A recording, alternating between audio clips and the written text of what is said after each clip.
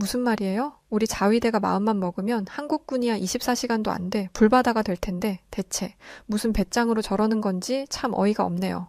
영국 옥스퍼드 공학과를 전공하고 있는 한 여성이 한국을 향해 한국 군사력쯤은 일본 자위대의 압도적인 공격 앞에 불바다가 되어 먼지처럼 사라질 것이라고 이야기하고 있습니다. 하지만 그때 한국은 판타지 국가라고 말하며 한 교수가 진실을 말하기 시작하는데요. 대체 무슨 일이 일어나고 있던 걸까요? 안녕하세요. 저는 현재 영국의 옥스퍼드 대학교에서 공학을 전공하고 있는 사카모토 에리카라고 합니다. 저는 최근 아주 혼란스러운 일을 겪었어요. 그 일로 인해 제 자존심은 완전히 박살나버렸죠. 솔직히 말하자면 요즘 동기들 보기 창피해서 밖에도 잘 나가지 못할 정도랍니다. 그럼에도 불구하고 이렇게 사연을 보내는 이유는 이 경험이 저에게 아주 뼈아픈 교훈을 남겼기 때문이에요. 사실 이렇게 사연을 보내기까지 많이 망설였어요. 제 치부를 스스로 드러낸다는 게 결코 쉬운 일은 아니니까요. 그래도 제 잘못을 외면하고 도망치는 비겁자가 되고 싶지는 않았기에 이렇게 용기를 내서 제 이야기를 들려드리려 합니다. 저는 어렸을 때부터 일본에 대한 엄청난 자긍심을 가지고 있었어요. 비록 일본은 아시아에 속해 있지만 다른 아시아 국가들과는 현격한 차이가 나는 우월한 국가라고 생각했거든요. 다른 아시아 국가들이 농사를 짓고 활이나 쏘며 빌빌거리고 있을 때 우리 일본만은 서양과의 교류를 통해 문화와 기술을 발전시키고 서구 문명과 어깨를 나란히 했죠. 이런 점에서 저는 우리 일본인들이 명예백인이나 다름없다고 생각했어요.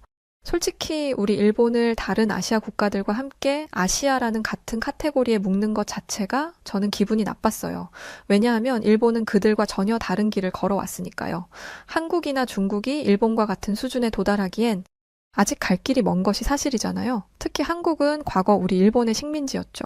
요즘 전 세계 사람들이 한국 문화를 조금 좋아해 주니까 꼴 같지 않게 콧대 높게 구는데 사실 한국을 근대 국가로 발전시켜 준 건 일본이잖아요. 그러니까 지금 한국이 누리고 있는 전 세계적인 인기 역시 다 일본 덕분인 거죠. 가끔 뭣도 모르는 사람들이 이제는 한국이 일본을 넘어섰다는 말을 하고는 하는데 그런 말을 들을 때마다 저는 정말 어이가 없어서 말도 잘 안 나와요. 감히 어떻게 일본과 한국을 비교할 수 있죠? 역사적으로 보나 문화적으로 보나 일본은 한국보다 몇 단계는 높은 수준에 있는 국가인데 말이에요.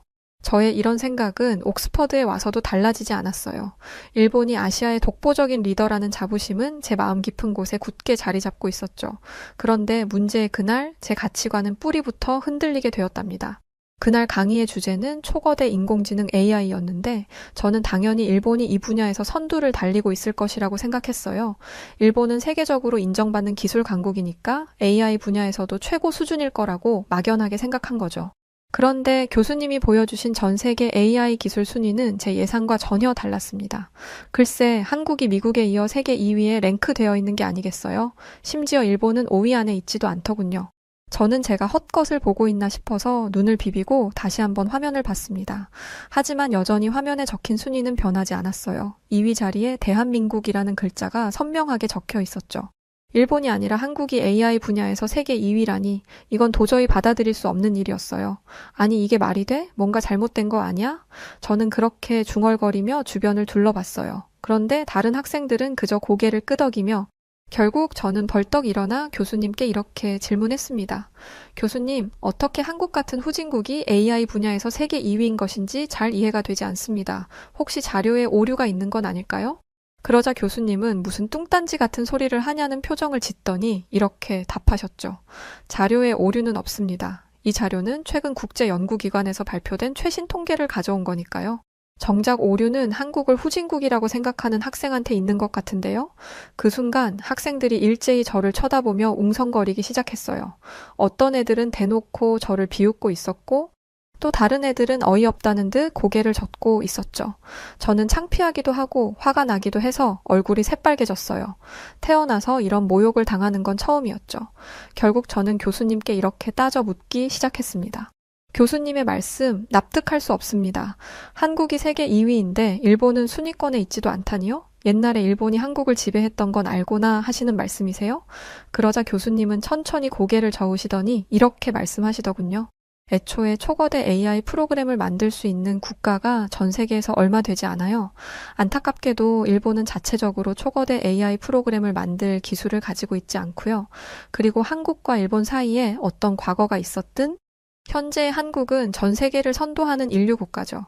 요즘 영국의 젊은 사람들은 한국이 믿을 수 없을 정도로 멋진 나라라면서 판타지 아니냐고 하던데요.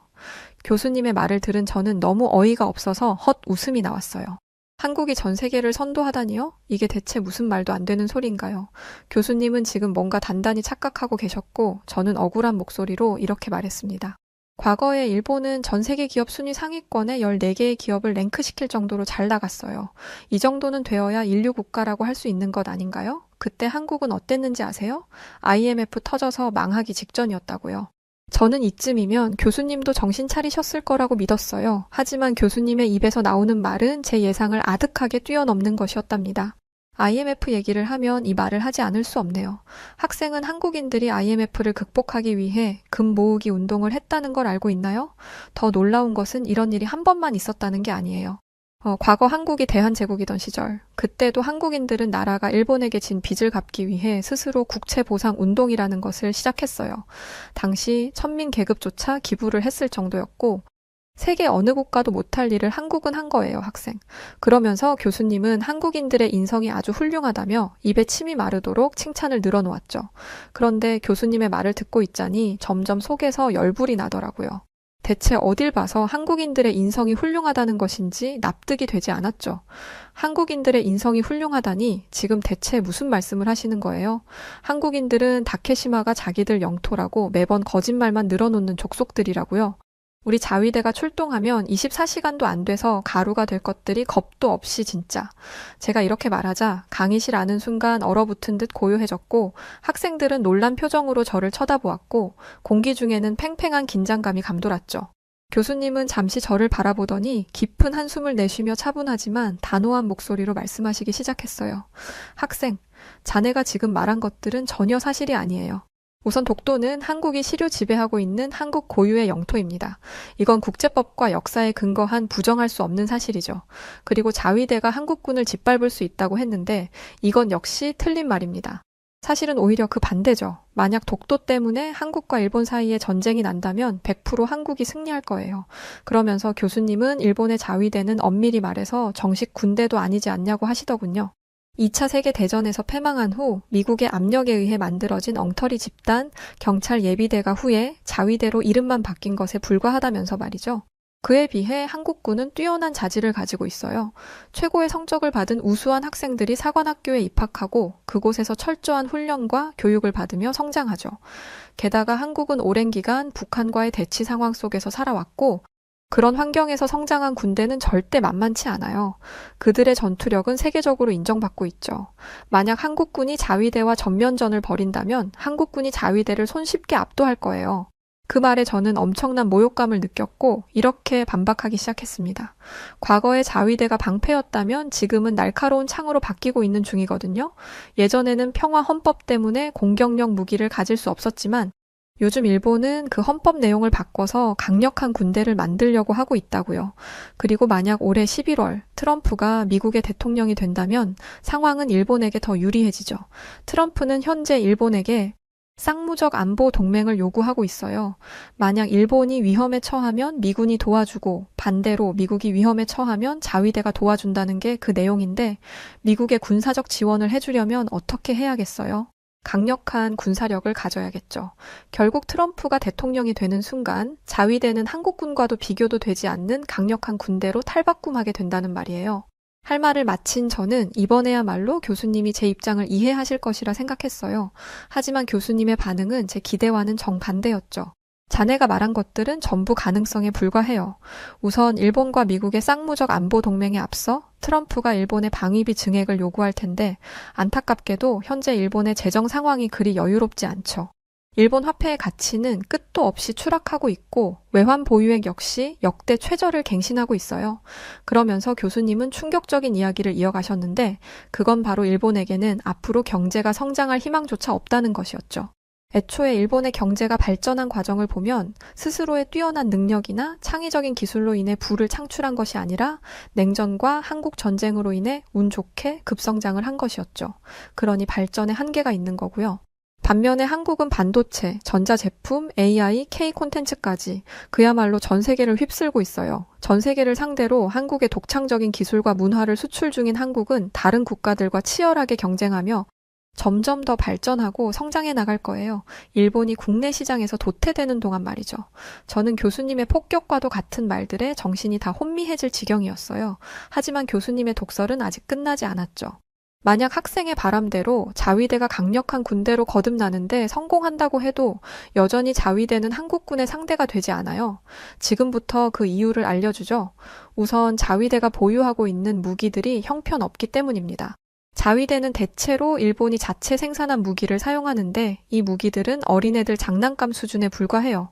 일본은 평화 헌법 때문에 타국의 무기를 수출할 수 없었고 결국 일본의 무기 회사들은 정부의 보조금이나 타먹으며 무기를 대충대충 만들었죠. 그 결과 자위대는 제대로 작동하지 않는 무기를 갖게 된 거예요.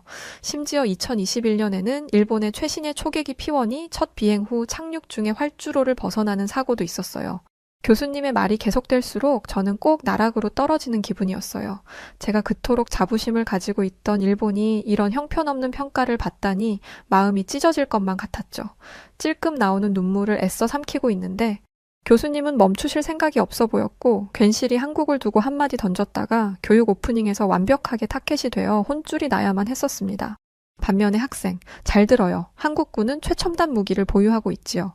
대표적으로 탄도미사일 현무 시리즈가 있어요. 세계 최고 수준을 자랑하는 이 미사일은 일본 전역을 사정권에 넣을 수 있는 괴물 같은 무기죠. K9 자주포 역시 대단한 능력을 가지고 있는데 기동성과 화력, 그리고 정확성 면에서 이 자주포가 세계에서 가장 우수하다고 평가받고 있어요. 마지막으로 한국은 전자기파를 방출해 적의 모든 전자장비를 무력화시키는 EMP탄도 개발했죠. 만약 실제 전투에서 한국이 이 무기를 사용한다면 자위대의 통신과 지휘 체계는 단숨에 마비될 거예요. 그런데 이 모든 한국의 무기가 세계에서 우수함으로 인정받고 있다는 거죠. 그런데 말이죠, 학생. 일본은 대체 뭐가 있는 거죠? 자위대가 한국과 전면전을 치르면 24시간 만에 불바다가 돼서 먼지가 된다는 생각은 학생이 일본을 사랑하는 마음에 그냥 나온 말이라고 믿겠어요. 교수님의 말에 저는 뭐라 대꾸할 말을 찾지 못하고 눈만 대굴대굴 굴리고 있었죠. 그때 저와 같은 일본인인 하루키가 조용히 작은 쪽지 하나를 내밀었어요. 거기에는 해군이라는 단어가 쓰여 있었죠. 그러고 보니 어디선가 자위대의 해군이 한국의 해군보다 훨씬 강력하다는 말을 들은 것 같았어요. 저는 언제 기죽어 있었냐는 듯 금방 자신감을 되찾고 이렇게 말하기 시작했죠. 다른 건 몰라도 해상 자위대가 한국의 해군은 이길걸요? 일본의 해상 자위대는 아시아에서 가장 강력한 무력을 보유하고 있다고 알고 있거든요. 수십 척의 구축함과 잠수함, 거기에 이지스함까지 갖추고 있으니까 해상에서의 전투라면 한국 해군이 자위대를 당해낼 수 없을 거예요. 저는 이번에는 정말 교수님을 이긴 것 같다는 생각이 들었어요. 하지만 교수님의 표정은 여전히 차분했죠. 이윽고 교수님의 입이 열렸고 저는 다시 한번 충격에 빠지게 되었답니다. 학생, 정말 한심하군요. 해상 자위대가 강력하다는 건 어느 정도 사실이에요.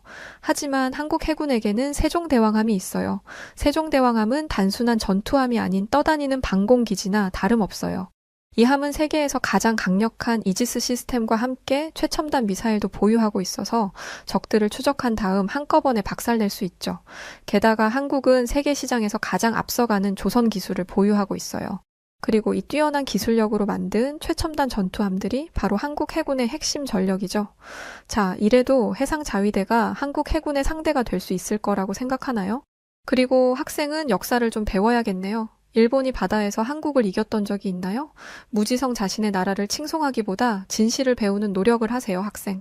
그 말을 듣는 순간 저는 당혹감을 감출 수 없었어요. 그동안 아시아 최강이라고 믿어왔던 해상 자위대마저 한국 해군에게 밀린다는 생각에 제 자존심은 산산이 부서지는 것 같았습니다. 그때 교수님은 마치 쐐기를 박듯 이렇게 말씀하셨습니다. 한국은 해군도 강하지만 육군은 무시무시하게 강력해요. 만약 한국 육군이 일본 본토에 상륙한다면 일본은 정말로 지옥을 경험하게 될 거예요. 지금부터 한국 육군의 강함을 설명해 줄게요. 먼저 한국 육군은 최신 장비와 무기를 사용하고 있어요. 세계 최강의 전차인 K2 흑표 전차와 K21 보병 전투차는 뛰어난 방어력과 기동성을 자랑하며 한국 육군의 전투력을 뒷받침하고 있죠. 게다가 한국은 짧은 시간 안에 수십만 명의 병력을 소집할 수 있어요. 이건 일본이 상상조차 할 수 없는 규모의 군사력이죠. 그러면서 교수님은 전 미국 합참의장인 마크 밀리 장군도 한국 육군을 보고 감탄했다고 했어요. 마크 밀리 장군은 한국군을 향해 세계에서 가장 잘 훈련되고 가장 강력한 군대라고 평가했다고 하더군요. 그 말을 들으면서 저는 더 이상 반박할 말을 찾을 수 없었어요. 한국 육군이 보유한 강력한 장비와 뛰어난 전술, 그리고 대규모 병력 앞에서 일본이 얼마나 무력한 존재인지 깨닫게 된 순간이었죠. 그렇게 저는 전의를 상실하고 다리에 힘이 풀려 자리에 앉고 말았어요. 그런데 바로 그때 해군이라는 쪽지를 건네준 하루키가 벌떡 일어서더군요. 깜짝 놀라서 쳐다보니 하루키의 얼굴은 분노로 화가 잔뜩 난 상태였어요. 하루키는 숨을 가쁘게 쉬며 당장이라도 폭발할 것 같은 표정으로 교수님을 노려보고 있었죠. 하루키도 일본인이니 저처럼 일본에 대한 자부심을 가지고 살았을 텐데 그게 산산조각나니 견딜 수 없었던 것 같아요. 강의실 안에는 다시 팽팽한 긴장감이 감돌기 시작했고 모두가 흥미롭다는 얼굴을 하고 하루키가 무슨 말을 할지 지켜보고 있었죠. 그때 하루키의 입에서 공격적인 말이 쏟아져 나오기 시작했습니다. 교수님, 한국군이 강하다는 것은 잘 알았습니다. 하지만 그렇다고 해서 다케시마를 불법 점유하고 있는 한국을 가만히 내버려 둘 수는 없는 것 아닙니까? 우리 일본과 자위대는 한국 따위에게 겁먹지 않고 당당하게 조국의 영토를 지킬 것입니다. 일본의 자존심과 명예를 걸고 말이죠. 하루키의 말을 들은 교수님은 심각한 표정을 지으시더니 이렇게 물으시더군요. 지금 그 말은 전쟁을 일으켜서라도 독도를 빼앗겠다는 건가요? 그러자 하루키는 못할 것도 없다고 답했고 그와 동시에 교수님은 깊은 탄식을 하시더니 이렇게 말씀하시기 시작했습니다. 거기 일본인 학생들은 한국에게 굉장히 불만이 많은 모양이군요. 대체 가만히 있는 한국을 왜들 못 살게 구는 거죠? 현재 한국이 독도를 실효 지배하고 있는 상황에 일본이 독도를 빼앗아갈 수 있는 방법은 크게 두 가지가 있어요. 하나는 국제사법재판소에 가서 시시비비를 가리는 것인데 바보가 아닌 이상 한국이 여기에 응할 리 없으니 이 방법은 없는 것이나 마찬가지이고 다른 하나가 전쟁을 일으켜서 무력으로 독도를 빼앗는 것인데 만약 일본이 자위대를 대동해 독도를 공격하는 순간 무슨 일이 벌어지는지 아나요? 교수님의 질문에 하루키는 선뜻 뭐라 답하지 못했습니다. 저 역시 그저 다케시마를 빼앗아 오고 싶다는 욕심을 가지고 있었을 뿐 그 뒤의 일은 생각하지 않고 있었죠. 그때 교수님께서 무시무시한 말씀을 하기 시작했습니다. 일본은 바로 국제사회에서 매장될 겁니다. 국제사회는 즉시 한국 편에 설 것이고 일본은 바로 고립되겠죠. 게다가 일본은 2차 세계대전에서 수많은 희생자를 만든 전범국인데 그런 국가가 다시 한번 평화를 깨는 행동을 저지른다? 그건 자멸하겠다는 말과 같죠. 이어서 교수님은 일본이 국제사회로부터 모든 신뢰를 잃고 경제적으로 또 외교적으로 고립될 것이라 경고하셨고 저는 머릿속으로 조용히 그 상황을 상상해 보았어요. 섬에 고립된 채 외부와의 교역이 끊기고 필수 자원을 얻지 못해 서서히 말라 죽어가는 일본 사람들의 모습이 선명하게 그려지더군요. 눈앞에 펼쳐진 그 끔찍한 상상은 너무도 현실적이어서 저도 모르게 몸이 떨리기 시작했습니다. 그동안 저는 자위대만 강력해지면 그 힘으로 모든 것을 해결할 수 있을 거라고 생각했지만 그게 얼마나 어리석은 착각이었는지 깨닫는 순간이었어요. 그때 아직 정신을 차리지 못한 하루키가 이렇게 말하더군요. 전쟁은 원래 고통과 희생을 기본 바탕으로 하는 거 아닌가요? 일본의 영광을 위해서라면 그 정도 각오도 마땅히 해야 하는 거 아닐까요? 당연히 그래야죠. 아무리 같은 일본인이라지만 어떻게 저런 위험한 발언을 할 수 있는 것인지 아연실색하여 하루키를 바라보았죠. 그러고 보니 하루키는 일본 자민당 의원의 아들이었는데 그래서 그런지 저보다 훨씬 강경한 태도를 가지고 있었어요. 하루키는 고집스러운 얼굴로 계속해서 교수님을 노려보았고 그가 쉽게 뜻을 굽힐 것 같지 않자 교수님은 어쩔 수 없다는 표정을 지으시더니 다시 입을 여셨습니다. 좋아요, 하루키 학생. 학생들과 이야기하다 보니 한국을 제가 대변하고 있었는데 혹시 여기 한국인 학생이 있다면 손 들어보세요. 그러자 앞자리 쪽에 12명의 한국인 학생들이 손을 들었습니다. 교수님은 한국인 학생들에게 지금 하루키 학생의 말에 대변할 수 있는 학생이 있다면 마이크를 잡고 이야기해 보실래요? 라고 이야기했고 그 중에 김희정이라는 여학생이 손을 들고는 마이크를 잡더니 이렇게 말했습니다. 자꾸 독도 이야기하는데 하루키 씨 독도가 어디에 있습니까? 아시나요? 답변해보세요. 하루키는 김희정 학생의 말에 당황한 듯 보였어요. 사실 우리 일본인들은 다케시마가 일본 영토라는 것만 배웠고 익숙했지 다케시마가 어디에 있는 건지는 잘 몰랐거든요. 하루키는 답변을 하지 못하고 그냥 서 있었죠. 그러자 한국인 학생은 말을 이어가기 시작했었어요. 독도가 어디 붙어 있는지도 모르면서 무지성으로 자기들 거라고 말하는 게 참 웃기네요. 그리고 독도에서 한국과 일본 간의 전쟁이 일어난다? 볼까요? 만약 전쟁이 발생한다면 우선 병력을 소집하겠죠? 그런데 일본의 자위대는 진짜 군대가 아니기 때문에 전쟁 초기부터 우왕좌왕하며 혼란에 빠질 가능성이 큽니다. 전쟁에서는 초반 기선제압이 중요한데 이런 상황은 절대적으로 불리하다고 할 수 있죠. 게다가 자위대는 징집병이 아니라 자원한 직업군인들로 구성되어 있기 때문에 대규모 병력 소집이 어려워요. 반면에 한국군은 징집제를 기반으로 한 대규모 병력과 예비군 체제를 가지고 있어 유사시 즉각 대규모 병력을 동원할 수 있죠. 이어서 마이크를 다룬 한국인 남상국이라는 학생이 건네봤더니 군대의 또 다른 강점을 설명하기 시작했습니다. 우선 여기 계신 세계 각국의 유학생분들에게 우리 대한민국과 일본의 다툼으로 교육이 시작되어 미안해요. 그러자 이 모습을 지켜보던 수백 명의 학생들은 괜찮다며 오히려 재밌게 관전하고 있다는 반응을 보였고, 남상국이라는 한국인 학생은 일본인 학생들이 앉아있던 저희 쪽을 바라보고는 말을 이어갔습니다. 한국 군대는 실전 경험이 풍부합니다. 이들은 독도에서 훈련을 주기적으로 실시하기에 독도의 지리와 지형에 익숙할 뿐만 아니라 능숙한 작전 수행이 가능합니다. 또한 한국군은 대부분 사격을 마스터했으며 실전에서 요구되는 각종 전술을 익히고 있죠. 이에 반해 일본 자위대는 이들에 비해 질적 차이가 너무 나죠.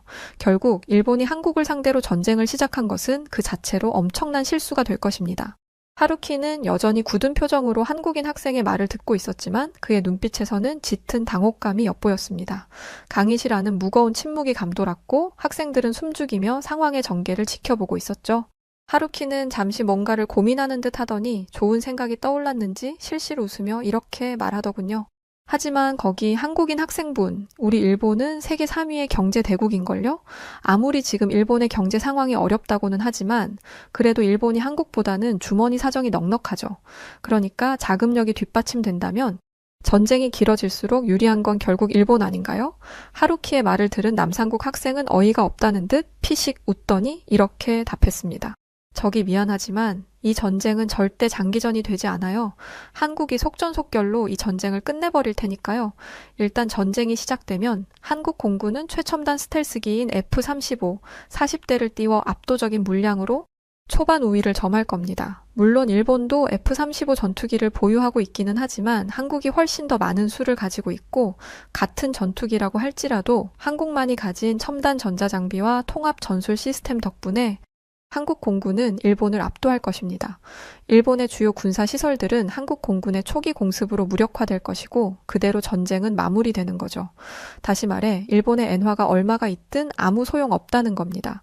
한국인 학생의 말이 끝나자 강의실은 한순간 조용해졌습니다. 모두가 한국군의 놀라운 위력에 압도된 것이죠. 하루키는 할 말을 잃은 듯 입을 다물었고 그의 얼굴에는 당혹감이 가득했답니다. 저는 이대로 한국 학생과의 논쟁이 끝날 줄 알았어요. 하지만 하루키는 생각보다 독한 놈이었습니다. 깨끗하게 패배를 인정하면 좋을 텐데 어떻게든 한국에게 지지 않으려 이상한 말을 하기 시작하더군요. 웃기시네요. 알았어요. 거기 한국인 학생분 말은 잘 알아들었어요. 이렇게 된 이상 자민당 의원인 우리 아버지께 말씀드려서 자위대가 최신형 전투기들 좀 많이 구입할 수 있게 해야겠네요. 저는 하루키의 이 말을 듣고는 낯이 뜨거워서 아주 혼났답니다. 그러면서 제 자신도 돌아보았죠. 객관적인 사실을 외면한 채 일본만이 옳다고 주장하는 모습이 얼마나 추한지 그때 하루키를 향한 교수님의 마지막 참교육이 시작되더군요. 자, 이제 일단락된 것 같은데 하루키 학생, 물론 전쟁에서 우수한 첨단 무기를 많이 보유하고 있는 것은 아주 중요합니다. 하지만 그것만으로 전쟁에서 승리할 수 있는 것은 아니에요. 장비의 우수성이나 물량뿐만 아니라 그 무기들을 어떻게 전술적으로 사용하느냐까지 염두에 두어야죠. 한국인 학생에게 마이크를 건네받은 교수님의 말에 하루키는 무슨 말인지 이해가 되지 않는다는 표정을 짓더군요. 그러자 교수님께서는 조금 더 쉽게 풀어서 설명해 주시기 시작했습니다. 전쟁에서 승패를 가르는 것은 결국 군인이라는 말이에요. 아무리 첨단 무기가 많이 있어도 그 무기를 활용하는 군인의 자질이 뛰어나지 못하면 전쟁에서 결코 승리할 수 없죠. 그리고 바로 그 중요한 요인을 한국군은 가졌고 일본 자위대는 가지지 못했어요. 한국군에는 조커 역할을 하는 특전사들이 있거든요. 이들은 인간의 한계를 넘나드는 극한의 훈련을 통해 육체적으로도 정신적으로도 최상위 수준의 전투 능력을 갖추고 있죠. 한국의 해병대, UDT, 특수전투부대 등 한국의 특전사들은 적진 깊숙이 침투하여 적장을 제거하거나 주요 군사시설을 파괴하는 변칙적인 임무를 수행합니다. 이들의 작전이 성공하느냐 실패하느냐에 따라 전쟁의 승패가 갈릴 정도로 특전사들의 역할은 대단히 중요하죠. 그런데 일본 자위대에는 특전사가 없죠. 실전에서 이건 치명적인 약점으로 작용할 겁니다. 하루키는 이번에는 교수님께 반박하지 못하고 침울한 표정이 되었어요. 그도 그럴게. 무기가 부족하면 돈 주고 사면 해결이 되지만 수년에 걸쳐 키워낸 엘리트 군인은 가지고 싶다고 가질 수 있는 것이 아니니까요. 실제로 한국은 이번 파리올림픽에서 양궁, 사격 등 초점을 맞추고 정확한 관역에 명중시키는 종목을 모두 휩쓸었습니다. 한국의 DNA가 있다는 거죠. 그런데 수년을 훈련한 특전사라 말 다 한 거죠. 결국 하루키는 자신의 패배를 인정할 수밖에 없었어요. 그날 오후 강의가 끝나자마자 하루키는 서둘러 짐을 챙겨 강의실을 빠져나가 버렸고 저는 도망치듯 강의실을 떠나는 그의 뒷모습을 보며 복잡한 기분이 들었습니다. 사실 저 역시 마음이 편하지만은 않았어요. 언제나 자랑스럽기만 했던 내 나라가 사실은 그렇게 대단치 않았다는 것을 알게 되었는데 어떻게 괜찮을 수 있겠어요. 엄청 충격적이고 당황스러웠죠. 자존심이 상해서 마음이 무겁기도 했어요. 그런데 한편으로는 뭔가 알을 깨고 나온 듯 상쾌한 기분도 들었어요. 진짜 세상을 알게 된 기분이랄까요? 지금까지는 아주 좁은 세상에서 제가 믿고 싶은 것만 믿으며 살아왔었는데 오늘에 와서야 교수님 덕분에 세상을 더 올바른 시각으로 보게 된 것 같아요. 이제는 더 객관적이고 냉철하게 세상을 바라보려고 합니다. 어쩌면 이 깨달음이 옥스퍼드에서 얻어가는 가장 큰 수확이 될지도 모르겠네요. 이제 이 긴 글을 마무리하며 여러분께 한 가지 부탁을 드리고 싶은데요. 생각해보니까 저는 이제까지 살면서 한국인 친구를 사귀어 본 적이 없더라고요. 물론 여러분께서 보시기에 못나고 부족하게 느껴지시겠지만 그래도 괜찮으시다면 저와 친구가 되어주지 않으실래요? 위기가 닥치면 더 단단해지고 식민지 시절과 전쟁의 폐허를 넘어 첨단 기술의 선두주자로 우뚝 서고 문화로 전 세계의 사랑을 받는 대단한 한국인들을 조금 더 가까이서 알아가고 싶어요. 솔직히 사연을 보내야 하나 말아야 하나 고민을 엄청 많이 했는데 해외 사람들도 많이 보고 한국인 분들도 많이 본다는 이야기를 듣게 되어서 용기 내어 이렇게 사연을 보냈습니다. 그리고 가만히 있는 한국을 자꾸 들먹여 죄송합니다. 총인구가 130만 명 밖에 안 되는 작은 나라 에스토니아가 있습니다. 에스토니아는 군사대국 러시아와 국경을 맞대고 있고 이 때문에 에스토니아의 국민들은 언제 러시아가 침공해올까 매 순간 두려움에 떨며 살아가고 있었는데요. 그런데 어느 순간 러시아가 에스토니아의 눈치를 슬슬 살피기 시작했다고 합니다. 그 이유는 바로 지상 최고의 무기라 불리는 한국의 K9이 에스토니아에 집결하면서 부터라고 하죠. 군사대국이라는 러시아마저 꼼짝 못하게 만든 K9의 엄청난 위용을 지금부터 이야기해드릴게요. 안녕하세요. 저는 에스토니아의 국경을 지키는 육군대위 알렉세이 카슬라스입니다. 제가 속해 있는 제3보병 여단 포병대대는 러시아를 바로 지척에 두고 있는 최전방 부대인데요. 최근 러시아가 우크라이나와 전쟁을 벌이며 우리 에스토니아의 영토까지 호시탐탐 노리고 있는 터라 저는 요즘 매일같이 긴장을 하며 살고 있었답니다. 고작 인구가 130만 명 밖에 안 되는 우리나라가 러시아의 위협에 대응하여 할 수 있는 일이라고는 제발 우리나라를 살려달라 하늘에 기도하는 것뿐이었어요. 그런데 그런 제 기도가 하늘에 닿은 것인지 에스토니아에 기적이 일어났답니다. 그건 바로 한국의 K9이라는 기적이었죠. K9을 등에 업은 저희는 더 이상 러시아가 두렵지 않게 되었고 하루하루를 자신감 넘치게 살아가고 있답니다. 그럼 이제 이 놀라운 첨단 무기가 우리 에스토니아의 운명을 어떻게 바꿔주었는지 하나하나 이야기해드릴게요. 사건이 일어난 것은 얼마 전 부대에서 일상적인 훈련을 하고 있을 때였어요. 그날 아침은 여느 때와 다름없이 시작되었죠. 저는 동료들과 함께 장비 점검을 하고 있었어요. 그때였습니다. 갑자기 귀를 찢는 듯한 비상공습 경보가 울려 퍼졌습니다. 처음에는 훈련의 일부인 줄 알았죠. 하지만 곧 소름 끼치는 소식이 들려왔습니다. 그건 바로 러시아의 전투기가 에스토니아의 영공을 무단으로 침범했다는 것이었어요. 러시아 전투기 세대가 우리 영공을 침범했습니다. 이것은 훈련이 아닙니다. 반복합니다. 이것은 훈련이 아닌 실제 상황입니다. 지휘관의 목소리가 무전기를 통해 울려 퍼진 그 순간 저는 온몸에 전기가 흐르는 듯한 충격을 받았어요. 동시에 드디어 올 것이 왔다는 생각에 절망감도 밀려왔죠. 저는 두려운 마음을 애써 감추며 제 담당인 포병 진지로 달려갔어요. 적기 접근 시 즉시 대응 사격할 수 있게 준비하라. 그렇게 지휘관의 명령이 떨어졌고 저는 떨리는 손으로 조준경을 잡았습니다. 그 순간 집에 홀로 계시는 어머니가 떠오르더군요. 만약 전쟁이 일어난다면 우리 어머니는 어떻게 되실까? 걱정이 밀려오며 당장이라도 집으로 달려가고 싶었지만 저는 군인이기에 애써 임무에 집중했습니다. 잠시 후 다행히 러시아의 전투기들은 별다른 위협 없이 조용히 모습을 감추었지만 그들이 떠난 후에도 긴장감은 쉽게 사라지지 않았죠. 적기가 우리 영공에서 벗어났습니다. 하지만 경계 태세를 유지하십시오. 지휘관의 목소리에 저는 깊은 안도의 한숨을 내쉬었습니다. 그런데 그 순간 묘한 분노가 치밀어 오르더군요. 적국에 제대로 대항 한번 해보지도 못하고 그냥 조용히 돌아가주는 그들에게 고마워해야 하는 처지라니 저는 이렇게 무력한 제 자신과 우리나라가 너무 싫었죠. 만약 에스토니아가 러시아의 침공을 받는다면 무슨 일이 벌어질까? 저는 이런 생각이 들 때마다 저도 모르게 온몸에 소름이 돋으며 몸서리를 치곤 했어요. 그도 그럴 게 에스토니아는 러시아와 비교했을 때 정말 한 춤밖에 안 되는 소국이니까요. 러시아가 마음만 먹는다면 얼마 되지 않는 우리 군대쯤이야 1시간 만에 먼지로 사라질 수도 있는 일이었죠. 러시아군에 짓밟혀 잿더미로 변해버린 에스토니아를 상상할 때면 엄청난 절망감이 저를 덮쳐오며 절로 식은땀이 나고는 했어요. 그날 밤 저는 잠을 이루지 못했습니다. 계속해서 러시아 전투기들이 우리 영공을 침범하는 장면이 머릿속에서 맴돌았거든요. 그리고 그 뒤에 이어질 수 있는 끔찍한 시나리오들이 제 상상 속에서 펼쳐졌죠. 러시아 탱크들이 우리 국경을 넘어오는 모습, 폭격으로 무너져 내리는 건물들, 그리고 그 속에서 절망에 빠진 우리 국민들의 모습까지. 생각할수록 절망적인 상황이었지만 대체 어떻게 하면 러시아의 위협에서 벗어날 수 있는 것인지 아무리 생각해도 답이 나오지 않았죠. 그러던 어느 날 에스토니아군의 생각지도 못한 변화가 일어나기 시작했어요. 얼마 전 우리 군의 새로운 국방 전략이 발표되었는데 기존의 방어 위주 전략을 폐기하고 앞으로는 러시아의 위협에 맞서 선제 공격을 하자는 것이 주요 내용이었죠. 처음에 이 이야기를 들었을 때 저는 우리 지휘관님이 미쳤나 했어요. 거대한 군사 강국 러시아의 선제 공격이라니 이건 그냥 다 같이 죽자는 거나 마찬가지잖아요. 멍청한 날벌레가 죽는 줄도 모르고 불 속에 뛰어드는 것도 아니고 정신이 나가지 않고서야 어떻게 이런 전략을 짤 수 있을까? 정말 어처구니가 없었죠? 하지만 지휘관님은 진심이시더군요.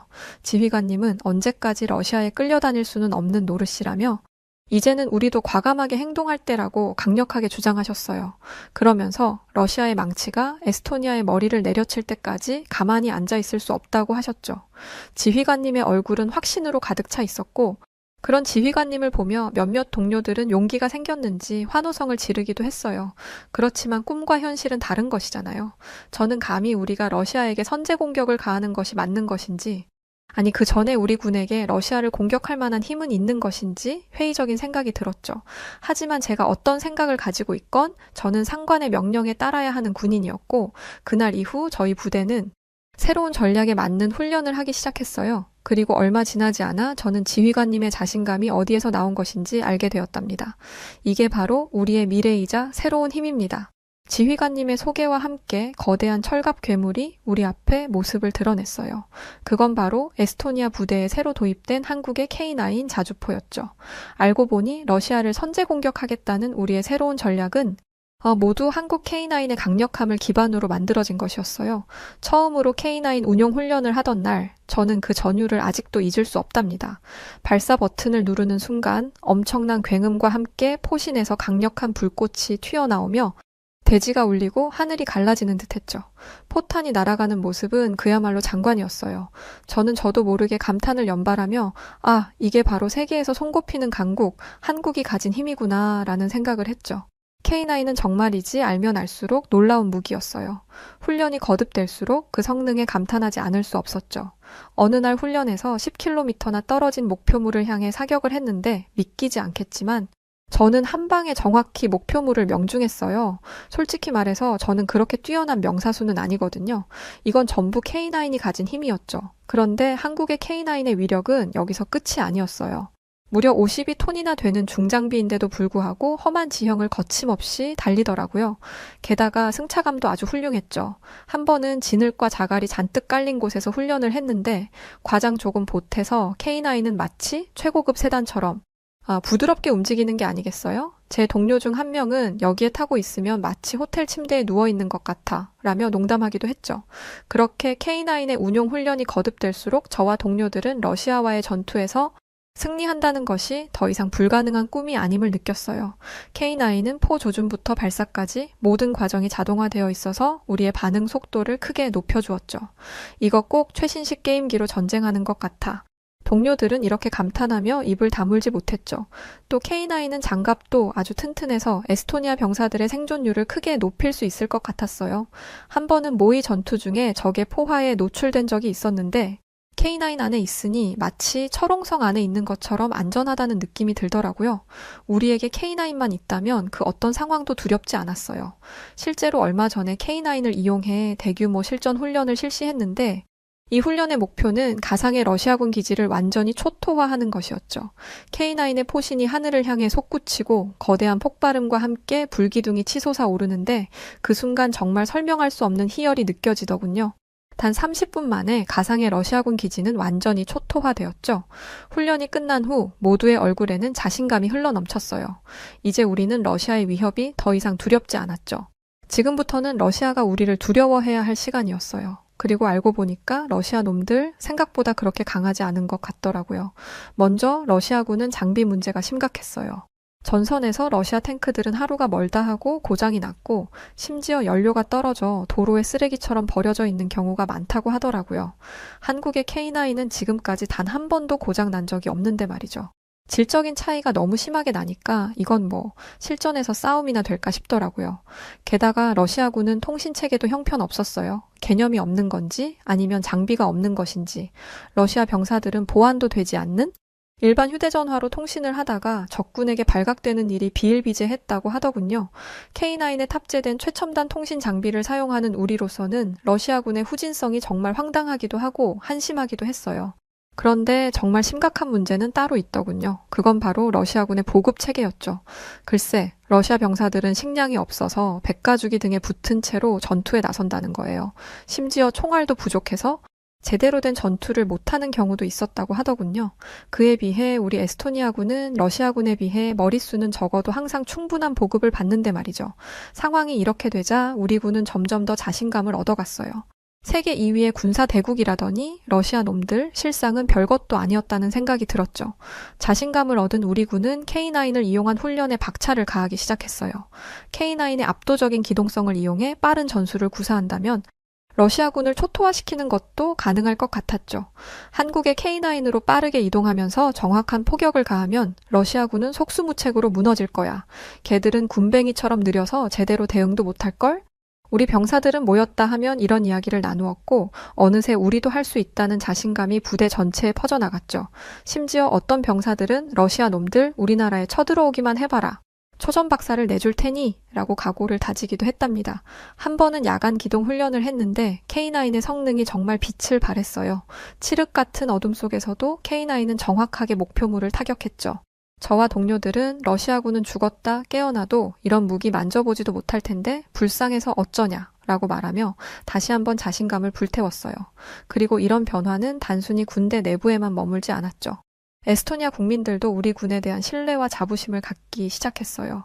길거리에서 군복을 입은 우리를 보면 얼른 저 러시아 놈들을 박살내줘요 라고 응원의 말을 건네는 사람들도 있었답니다.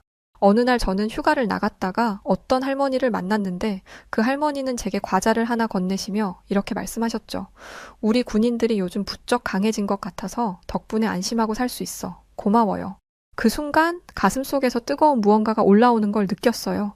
우리가 지키고 있는 게 단순히 국경선이 아니라 바로 이런 분들의 평화로운 일상이라는 걸 새삼 깨달았죠. 물론 러시아는 여전히 강대국인 게 맞아요. 하지만 더 이상 예전처럼 압도적으로 두려운 존재는 아니었죠. 이제 에스토니아에도 충분한 승산이 있다는 것을 잘 알게 되었으니까요. 그러면서 한편으로는 이런 생각도 들었습니다.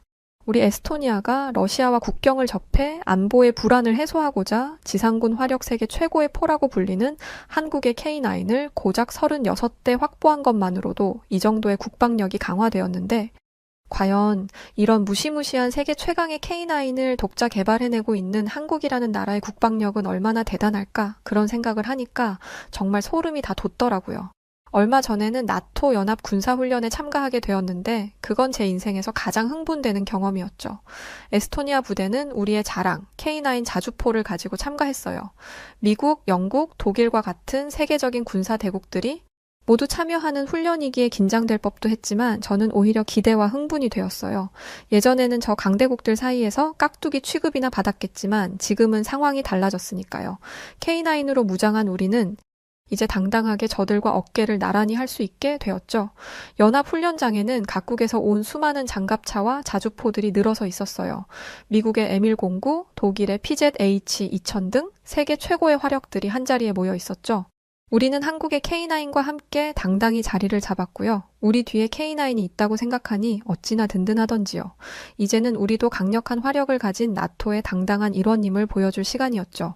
잠시 후 기동성 훈련이 시작되었는데 자주포들이 험난한 지형을 가로질러 목표 지점까지 최대한 빨리 이동하는 것이 미션이었죠. 출발 신호가 떨어짐과 동시에 한국의 K9은 거침없이 질주하기 시작했어요. 험한 지형 따위는 아무런 상관도 없는 것처럼 말이죠. 진흙탕, 자갈밭, 급경사, 그 어떤 것도 K9의 질주를 막을 수는 없었어요. 결국 1등은 K9의 차지였고 그 순간 다른 나라 군인들은 경악을 하며 입을 딱 벌리더군요. 얼마 전까지만 해도 힘없는 약소국에 불과했던 우리가 이런 놀라운 성과를 낼 줄 아무도 상상하지 못했던 거죠. 하지만 진짜 놀라운 일은 사격 훈련 때 벌어졌어요. 강대국들은 이번에야말로 자신들의 실력을 보여주겠다는 듯 너나 할 것 없이 화력을 뽐내기 시작했죠. 하지만 이번 무대 주인공은 우리 에스토니아와 한국의 K9이었어요. 목표 거리 40km 발사. 이어서 K9의 포신에서 불꽃이 튀었고 천둥 같은 소리와 함께 포탄이 하늘을 가르며 날아갔어요. 그리고 그 결과는 명중 에스토니아 K9 40km 목표 정확히 타격했습니다. 그 순간 훈련장 전역에서 환호성이 터져 나오더군요. 심지어 미군들은 놀란 표정으로 우리에게 달려와 대체 어떻게 그렇게 먼 거리의 목표물을 정확히 맞출 수 있었던 것인지 묻기도 했어요. 저는 한껏 잘난 척을 하며 K9의 자동 조준 시스템과 정밀한 탄도 계산 능력, 그리고 첨단 센서 기술에 대해 이야기하기 시작했죠. 그러자 미군들은 부러워 죽겠다는 듯한 표정을 짓더군요. 겨우 에스토니아 군인인 제가 세계 최강 미군에게 이런 시선을 받게 될 줄이야. 세상 일은 참 오래 살고 볼 일이었죠. 그때였어요. 독일 군들이 마치 호기심 많은 아이들처럼 조심스레 K9 주변을 맴돌기 시작했죠. 처음엔 그저 곁눈질로 훔쳐보더니 이내 호기심을 참지 못하겠다는 듯 가까이 다가왔어요. 그러더니 수줍은 표정으로 이렇게 묻더군요.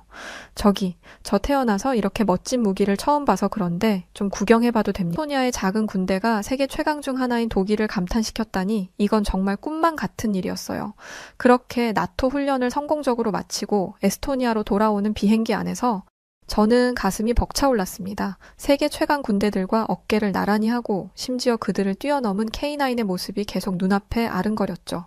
결국 다음 날 아침 저는 불이 나게 부대로 가서 훈련에 참가하지 못한 동료들을 불러보았어요. 그리고는 나토 훈련 현장에서 있었던 일들을 하나하나 상세히 설명하기 시작했죠. K9이 미국의 M109나 독일의 PZH-2000과 같은 세계적인 자주포들과 경쟁하고 결국은 그들을 압도했던 것을 말이에요. 제 말을 들으며 동료들은 표정이 점점 밝아지더니 이내 앞으로 더욱 강해지겠다는 결의를 불태우더군요. 그 순간부터 우리 부대의 분위기는 완전히 바뀌었어요. 이 모든 게 한국의 무시무시한 K9 덕분이었죠. 모두가 더 열정적으로 훈련에 임하기 시작했죠. 아침 일찍부터 밤늦게까지 K9을 더 잘 다루기 위해 노력했어요. 세계 최고의 무기, K9의 수준에 맞춰 우리 에스토니아군도 발전해야 했으니까요. 그렇게 한 달이 지나자 우리 부대의 실력은 눈에 띄게 향상되었어요. K9의 조작 속도는 20% 이상 빨라졌고 사격 정확도는 15% 향상되었죠. 이런 변화를 지켜보며 저는 다시 한번 K9의 위대함을 실감했답니다. 그것은 단순한 무기가 아니라 우리 군인들의 잠재력을 끌어올리는 촉매제였던 거죠.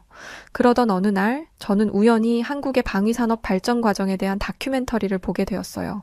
1950년대 전쟁으로 초토화되었던 국가가 불과 50년 만에 세계적인 방산 강국으로 성장했다는 것은 제게 이루 말할 수 없는 큰 충격을 주었죠. 특히 K9 자주포의 개발 과정은 정말 흥미진진했어요. 1980년대 후반, 한국은 자주 국방을 주장하며 자체 기술만으로 자주포를 만들기로 결정했는데, 당시 세계의 많은 전문가들은 그건 불가능하다며 고개를 저었다고 하더군요. 하지만 한국의 엔지니어들은 포기하지 않았죠. 그들은 밤낮 없이 연구에 매진했고, 수많은 실패를 겪으면서도 꿋꿋이 앞으로 나아갔다고 해요. 결국 1999년 K9이 세상에 그 모습을 드러냈고, 얼마 지나지 않아 K9은 세계 시장을 석권하기 시작했어요. 그리고 마침내 K9은 에스토니아에도 도착하게 된 거죠. 이 이야기를 보며 저는 다시 한번 한국의 K9에 대한 자부심으로 가슴이 뜨거워졌답니다. 그리고 동시에 한국이라는 나라에 대해 깊은 존경심이 생겼죠. 전쟁의 폐허에서 일어나 경제 강국이 되고 이제는 첨단 기술 군사 강국으로 도약한 한국의 이야기는 우리 에스토니아에게도 큰 희망이 되었어요. 그런데 얼마 후 저는 더 놀라운 소식을 듣게 되었죠. 그건 바로 한국이 K9의 업그레이드 버전을 계획하고 있다는 것이었어요. 그 내용은 정말 믿기 힘들 정도로 혁신적이었죠. 먼저 한국은 K9의 사거리를 100km 이상으로 늘리겠다는 발표를 했어요. 현재 K9의 최대 사거리가 40km 정도인 것을 감안하면 이는 정말 혁명적인 발전이었죠. 거의 2배가 넘는 거니까요. 그렇게만 된다면 K9은 적의 포병 사거리를 훨씬 벗어난 곳에서도 공격할 수 있게 돼요. 다음으로 완전 무인화 시스템 도입 계획이 있었는데 이는 전장에서의 인명 손실을 최소화할 수 있는 획기적인 기술이었죠. 원격으로 조종되는 K9은 가장 위험한 전투 지역에서 용맹하고 정확하게 임무를 수행할 수 있게 될 것이고 이는 엄청난 전력의 상승을 의미했죠. 마지막으로 인공지능을 이용한 표적 탐지와 조준 능력 향상 계획이 있었는데 이 기술이 실현되면 K9은 인간의 개입 없이도 정확한 표적 식별과 공격이 가능해질 것이었어요. 날씨나 지형 조건에도 아무런 상관없이 언제나 최고의 정확도로 임무를 수행할 수 있게 되는 거죠. 이 모든 계획을 들으며 저는 마치 SF 영화를 보는 듯한 느낌이 들었답니다. 하지만 동시에 이것이 곧 현실이 될 거라는 확신이 들었죠. 왜냐하면 저는 그동안 한국이 보여준 기술력과 혁신 능력을 직접 체험했기 때문이었죠. 앞으로도 한국은 전장을 지배할 무기들을 쉴 새 없이 만들어낼 것이고 언젠가 그 무기가 우리 에스토니아군의 손에 들어올 수도 있다는 생각을 하니 저절로 가슴이 벅차올랐답니다. 한국의 K9 업그레이드 기술 발표는 사실 우리 에스토니아 이외에도 세계 군사 강국이라는 국가들 모두가 긴장하고 있다고 해요. 한국의 발표는 곧 세상에 등장한다는 것을 의미하는 것이었고 만약 그런 괴물 같은 무기 체계가 한국이 완성하여 세계의 그 모습을 드러내는 순간 전 세계 그 어느 국가도 국방력과 군사에 있어서 한국은 군복을 입을 때면 설레기까지 하죠. 언젠가 더욱 강력해진 K9을 다루게 될 그날만 생각하면 저절로 콧노래까지 나온답니다. 우리 에스토니아에게 있어 K9은 단순한 한국의 무기가 아니라 새로운 미래를 꿈꾸게 해주는 희망, 그 자체였어요. 저는 날이 갈수록 한국과 한국의 무기 생산 기술력에 중독되어 갔고 어느 순간부터는 우리 에스토니아가 한국을 롤모델 삼아야 한다는 생각을 하게 되었죠. 만약 우리가 한국의 군사 발전 과정을 그대로 따라갈 수만 있다면 언젠가 에스토니아도 한국 같은 강대국이 될 수 있을 테니까요. 저는 에스토니아군의 장교로서 제가 무엇을 할 수 있을지 생각해 보았어요. 놀랍게도 한국은 4차 산업혁명 시대를 맞아 방위산업에 AI, 로봇, 빅데이터 등 첨단 기술을 융합시키고 있더군요. 특히 한국의 대기업이 개발 중인 유령함은 저를 완전히 사로잡았어요. 이 전투함은 스텔스 기술을 적용해 적의 레이더에 포착되지 않을 뿐만 아니라 어떤 대형 전투함이라고 해도 한국의 유령함 때를 만나면 그 길로 저승행은 확정되는 것이었죠. 한국은 유령함을 2026년까지 완성시킬 계획이라고 했는데 만약 이 기술이 전투함이 성공적으로 만들어지기만 한다면 세계 해군의 판도가 완전히 바뀔 것 같더군요. 그야말로 새로운 해전의 시대가 열리는 격이죠. 그런데 여기서 끝이 아니었어요. 한국은 밀리터리 메타버스라는 기술도 개발 중이라고 하는데 이는 실제 전장을 디지털 공간에 그대로 복제해 놓은 것으로 이를 통해 군인들은 다양한 훈련을 보다 안전하게 몇 번이나 반복해서 할 수 있다고 하더군요. 비용과 위험을 줄이면서도 더 효과적인 훈련이 가능해지는 거죠. 아무리 강력한 무기를 가지고 있어도 그것을 실전에서 얼마나 잘 활용할 수 있느냐는 사실 훈련에 달려 있는데 우리 에스토니아를 포함한 대부분의 국가들은 연료비나 안전 문제로 원하는 만큼 훈련을 하지 못하는 게 현실이죠. 하지만 한국은 조만간 밀리터리 메타버스라는 환상적인 기술을 완성시킬 것이고 가상현실에서 실제처럼 매일같이 훈련하며 지금보다 더 강력한 군사 강국이 될 거예요. 한 달에 한 번 군사 훈련을 하는 국가와 매일 훈련을 하는 나라의 군사력은 차이가 날 수밖에 없잖아요. 조만간 한국이 세계에서 군사력 1위를 찍는 날이 멀지 않은 것 같았죠. 마지막으로 한국의 최첨단 미사일들 역시 굉장히 인상적이더군요. 한국은 미사일에 AI 기술을 적용해 적들의 약한 부위를 정확하게 식별하고 타격할 수 있게 하고 있었어요. 실제 전장에서 그냥 조준하고 쏘는 것과 가장 효과적으로 적을 무력화시킬 수 있는 지점을 찾아 정확하게 타격하는 것에는 임무 수행 능력 면에서 엄청난 차이가 있잖아요. 백발백중이라는 기적을 한국군은 실전에서 너무나 당연하게 쓰고 있는 거죠. 이런 생각을 하면 절대 무슨 일이 있어도 한국과 적이 되면 안 되겠다는 생각이 들더군요. 우리 에스토니아는 한국과 우호적인 관계를 유지하고 있다는 게 얼마나 다행인지 새삼 안도의 한숨이 나왔답니다. 동시에 저는 우리나라의 국방력 강화에 대해 다시 한번 생각해보게 되었어요. 만약 우리도 한국과 같은 기술을 개발할 수 있다면 러시아의 위협에 더욱 효과적으로 대응할 수 있을 텐데. 하지만 우리 에스토니아가 당장 한국과 같은 최첨단 무기를 만들어내는 것은 현실적으로 무리였고, 지금 우리가 할 수 있는 것은 앞으로 한국과의 군사 협력이 더욱 강화되기를 바라는 것뿐이었죠.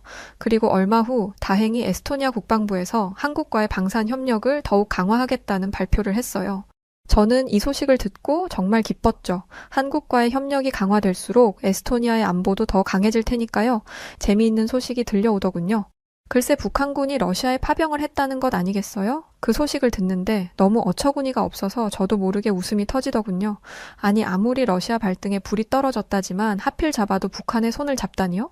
북한과 군사 동맹을 맺는다는 것은 한국과 대놓고 척을 지겠다는 것인데 저는 그런 러시아의 선택이 정말 어리석게 느껴졌어요. 세계 군사력 5위에 랭크되어 있는 한국과 달리 북한의 군대 상황은 열악하기 그지없으니까요. 북한군의 군사 장비는 대부분 구소련 시대의 것들로 고대 유물이나 다름없죠.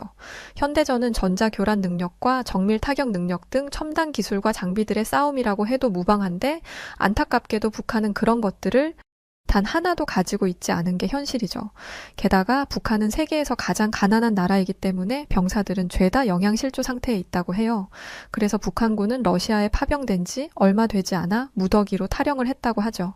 그럴 수밖에 없는 게 지금 당장 내 배가 고파 죽겠는데 무슨 정신으로 남의 나라 전쟁을 치르겠어요. 다시 말해 러시아와 북한의 군사 협력은 아무 쓸모없는 발악에 불과했던 거죠. 하지만 북한에는 핵이라는 무기가 있었고 유엔은 이런 북한의 파병을 두고 파병을 철회하라며 압박하고 있어요. 이유는 북한이 개입되면 미국이 개입되고 미국이 개입되면 동맹국인 한국과 일본까지도 개입될 수 있게 되니까요. 러시아의 북한의 개입으로 인해 전 세계적인 사건으로 발발할 수도 있기 때문에 유엔은 이를 정면으로 질타하며 대응하고 있어요. 아무튼 저는 우리 에스토니아가 현명하게 한국의 손을 잡고 괴물 같은 K9과 같은 첨단 장비를 운용하며 날이 갈수록 강대해지고 있죠. 한국과의 군사 협력은 우리의 군사 체계를 완전히 바꾸어 놓았고 세계 최고 수준인 한국군의 훈련 시스템과 전략을 도입하면서 우리는 실질적인 전투 능력을 크게 향상시킬 수 있었어요. 우리를 한 줌 먼지로 취급하며 무시하던 러시아도 요즘은 함부로 우리의 영토를 침범하지 못하고 있어요.